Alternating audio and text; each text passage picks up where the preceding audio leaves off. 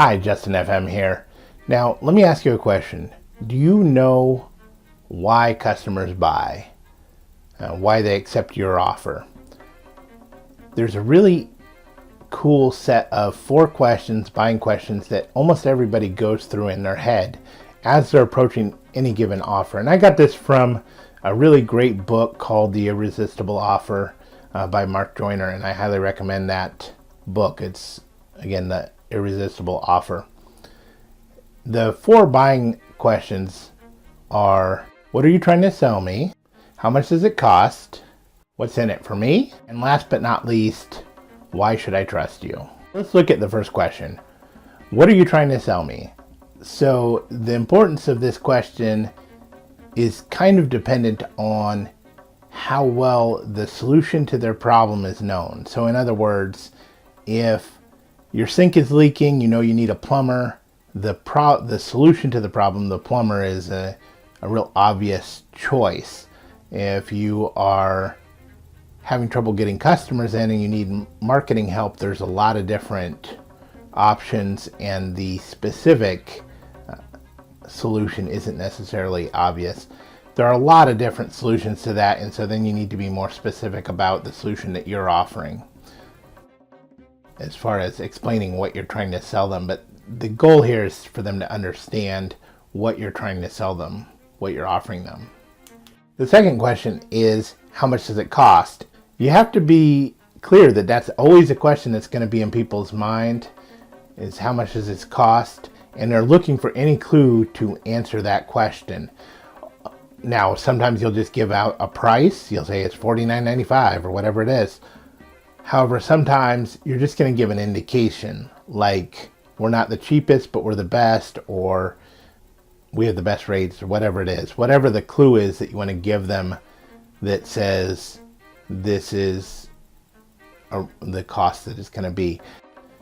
The third question is, what's in it for me? And it's interesting because you look at the first question, what are you trying to sell me? You'd think that what's in it for me might be really identical to that. And if you're describing the solution, then that might be the case.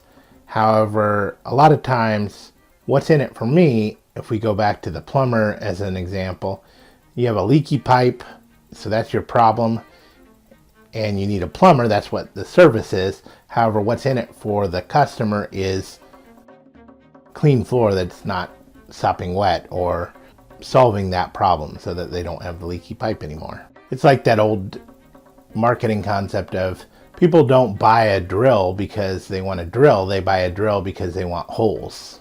That's the benefit versus the feature. And a lot of times we get too caught up in our features and we make the assumption that people understand what the benefits are. But even in cases where people understand what the benefit is, then you'll do better by explaining the benefit, and a lot of times going back to the problem and then showing how the benefit solves the problem. As far as communicating the benefits, then starting with the problem will help you communicate the benefits. The last question is, why should I believe you, or why should I trust you? Now, you can do this. The 26 years in business is one of the reasons. That's one of the reasons people put that in there, is because it indicates reliability. You know, how would they stay in business if they weren't reliable? Customer testimonials, awards and certifications, all those things can be indications to people that you are trustworthy. A lot of it does go to your actual message, though, or whether what you're offering is credible and whether it feels believable. No matter how good your offer is, and in fact, even if your offer is great, or especially if your offer is great, sometimes you'll end up with some resistance there, like, oh, it's too good to be true. So having believability where people can not only believe and trust you, but also they understand why you're offering something. So a lot of times when you give someone something for free, assuming it's something of value, then you need to explain to them why you're able to give it to them for free and what you're hoping to get out of it. And being upfront about that will increase your credibility tremendously. So how do we use these questions? Well, this is a way to evaluate all of your marketing materials as a whole. And so you look at your entire marketing message that you are communicating to your customers, and then you can check these off and you can evaluate how well you are communicating these different parts.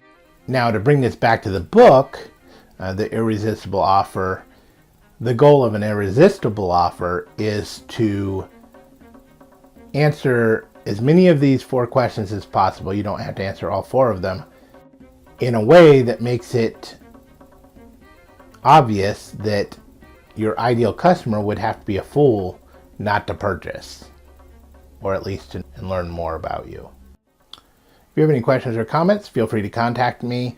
Also, if you like this video and you want me to create more like it or get into this in more detail, contact me and let me know. Thanks. Have a great day.